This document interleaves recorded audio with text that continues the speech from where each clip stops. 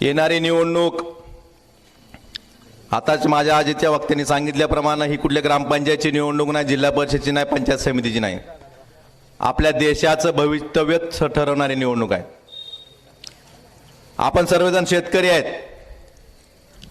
10 वर्षापूर्वी ज्यावेळेस आपल्याला मोदी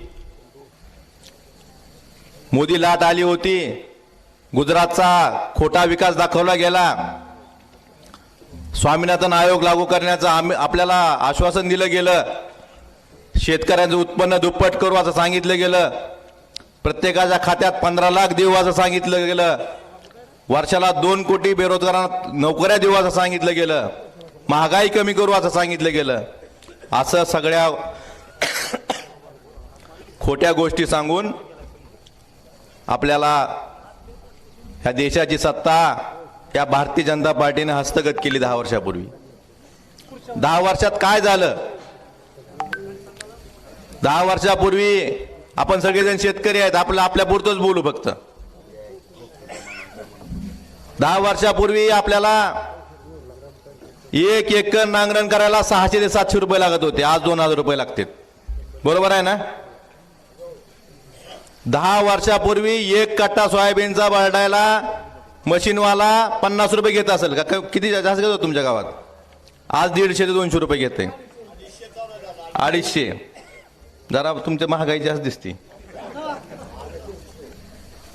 अशी कुठली गोष्ट आहे शेतीची त्याला जीएसटी लागू नाही? भाव काय सोयाबीनचा?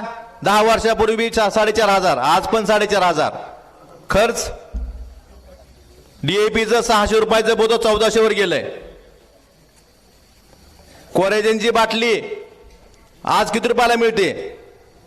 एक फवारणी करायची मला किती पैसे लागतात? त्या प्रमाणात आपलं शेतीमालाचे भाव वाढले का?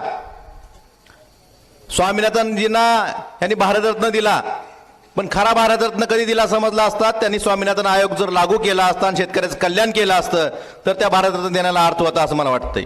त्यांनाही आनंद वाटला असता।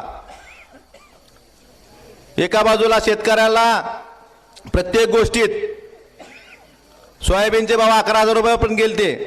आजही आपल्या गावातल्या कित्येक शेतकऱ्याच्या घरात 3-3 वर्ष सोयाबीन घरी असेल, आहे का नाही घरी? कसं ठेवलंय आपण?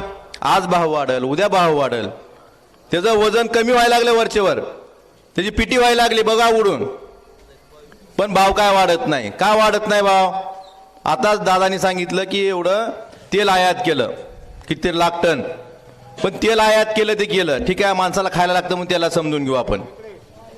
सोयाबीन 100 किलो गाळलं तर त्यातलं फक्त 18 किलो तेल निघतं, बाकीचे निघते डीओसी, आणि डीओसीच्या भावावर सोयाबीनचा भाव आंतरराष्ट्रीय बाजारात ठरतो। हे डीओसी आयात करायची काय गरज आहे? डीओसी माणसाला खायला लागते का? डीओसी कोण खाते तुम्हाला माहित आहे का? डीओसी कोंबडे खातेत, मग यांना माणसापेक्षा कोंबड्याची काळजी जास्त आहे। मग अशा सरकारच्या पाठीमागे राहायचं का आपण? मला आपल्याला सांगायचंय, ही जे लोक आहेत, आपण सगळेजण शेतकरी आहेत, आपल्यातला कुठल्याही एका शेतकऱ्यानं कुठल्याही एका माणसानं एक कारण सांगावं, एक त्याच्यामुळे शेतकऱ्यांनी भाजपला मतदान करावं, एक कारण सांगावं। त्यांच्याकडं शेतकऱ्यांना म्हणजे भाजप सरकारनं शेतकऱ्यांसाठी ही गोष्ट चांगली केली म्हणून आपण शेतकऱ्याला मतदान करावं असं एक कारण सांगावं। एकही कारण नाही। गेल्या 10 वर्षात, याआधी ज्यावेळेस यूपीए सरकार होतं, मनमोहन सिंग पंतप्रधान होते, पवार साहेब कृषी मंत्री होते, त्यावेळेस 70,000 कोटीची कर्जमाफी शेतकऱ्यांना केली होती का नाही? 10 वर्षात मोदी सरकारनं शेतकऱ्याचं किती कर्जमाफ केलं? एखादा शेतकरी आहे का कोण मोदी सरकारनं, केंद्र सरकारनं कर्जमाफी केल्याला? 15 लाख कोटी रुपयाची कर्जमाफी त्यांनी उद्योगपतीची केली। शेतकऱ्यांची कर्जमाफी करायला यांच्याकडे पैसे नाहीत, पण मोठे मोठे उद्योगपती जे बँका बुडवतेत, उद्योग बुडवतेत, देश सोडून पळून जातेत, ह्यांची कर्जमाफी करायला या सरकारकडे पैसे आहेत। 15 लाख कोटी रुपयाची कर्जमाफी केली त्यांची।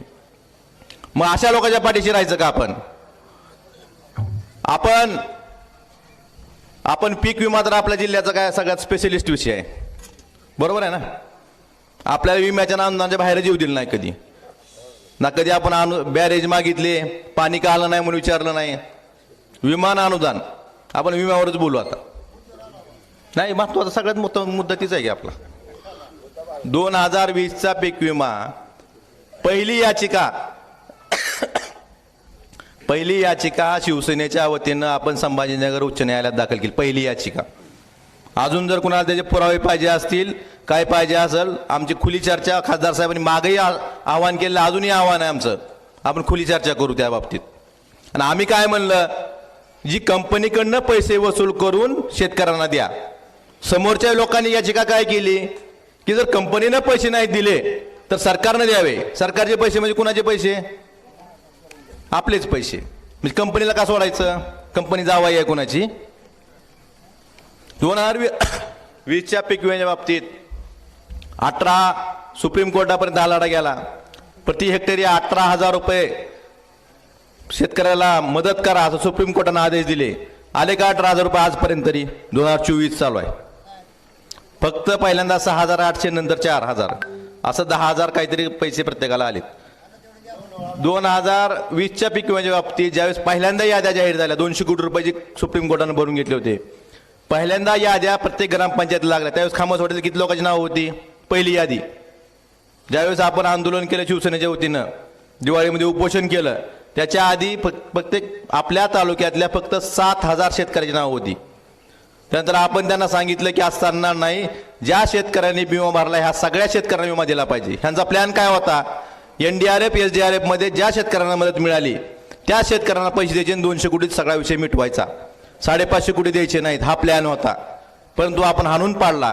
त्यामुळं आपल्या तालुक्यातच सांगतो मी, 7,000चे शेतकरी वाढून 79,000 शेतकरी वाढले.